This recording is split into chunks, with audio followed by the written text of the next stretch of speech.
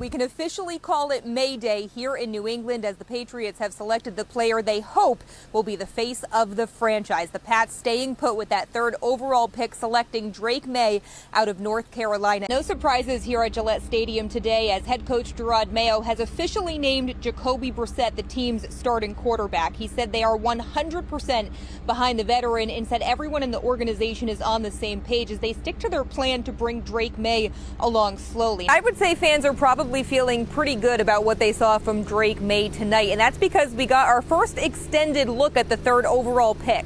Last week he played just that one series, but tonight we saw him out there for 4. Jerod Mayo said that was always part of the plan, so Maye got 2 full quarters, and he showed a lot of encouraging signs regardless of who was on the field with him. Stick to what you know, right? Run the ball, because the Patriots have proven that they are extremely effective in that facet of the game. The first 2 weeks of the season, they put up over 170 yards on the ground in each of those games. If they do it a third time for the third straight week, that will set a franchise record to open the season. So put the ball in the hands of Ramondre Stevenson. And the Patriots defense suffered a big blow this week. Linebacker Juwan Bentley is reportedly done for the season with a torn pec. Now, not only is he the guy who wears the green dot and communicates the plays on defense, but he's also their leader. He's one of the captains, and he led the team in tackling each of the last 3 seasons. So it will be next man up mentality here tonight. It was a huge punch to the gut seeing that Jalen Polk touchdown get overturned, but he acknowledged post-game that there were a ton of other opportunities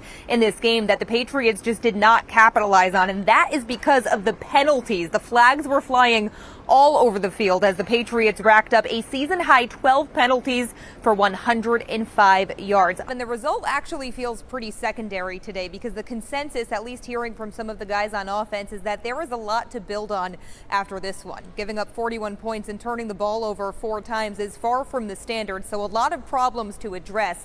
But there are many reasons to feel hopeful after what we saw from Drake Maye's starting quarterback debut performance. Drake Maye was off to a good start in this game prior to leaving, especially on the ground. He was making a lot of plays, had 3 carries for 46 yards, including his first NFL rushing touchdown. Jerod Mayo said he caught up with Maye in the locker room at halftime, and being the competitor he is, the rookie did want to come back in the game, but of course he had to follow the NFL's concussion protocol. Drake Maye did his best to outduel the veteran quarterback, but Matthew Stafford's 4 touchdowns were just too much to match. The Patriots secondary getting picked apart today, and in a puzzling move, we did not see Christian Gonzalez shadowing the Rams' top receivers. Stafford and the Rams scoring touchdowns on 4 of 5 drives in the middle of this game, with Puka Nacua and Cooper Kupp each racking up over 100 yards today. Well, after playing such a competitive game in Buffalo, there was reason to believe that this Patriots team would go out with a fight over the final few weeks. Instead, today we saw the Patriots completely regress as they were blown out by the Chargers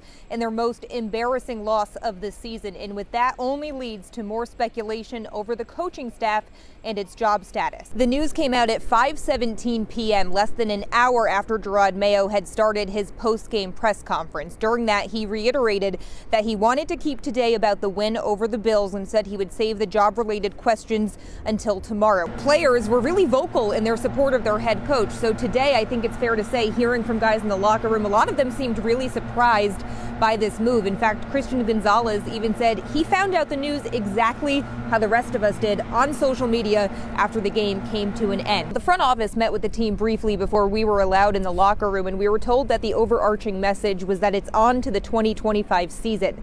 As surprised and even upset as some players were over the news that Jerod Mayo was let go after just 1 year, there was also a lot of talk about getting back to a winning culture. And getting back to that culture, of course, starts with finding the right head coach. Robert Kraft said he will be conducting a full search. For what it's worth, Dietrich Wise was asked what traits he wants to see in the Patriots' next head coach.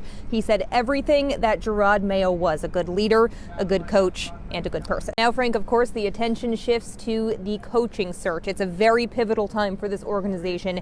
They have the franchise quarterback in Drake Maye, a ton of cap space to work with this offseason, and they still have a high pick in the draft.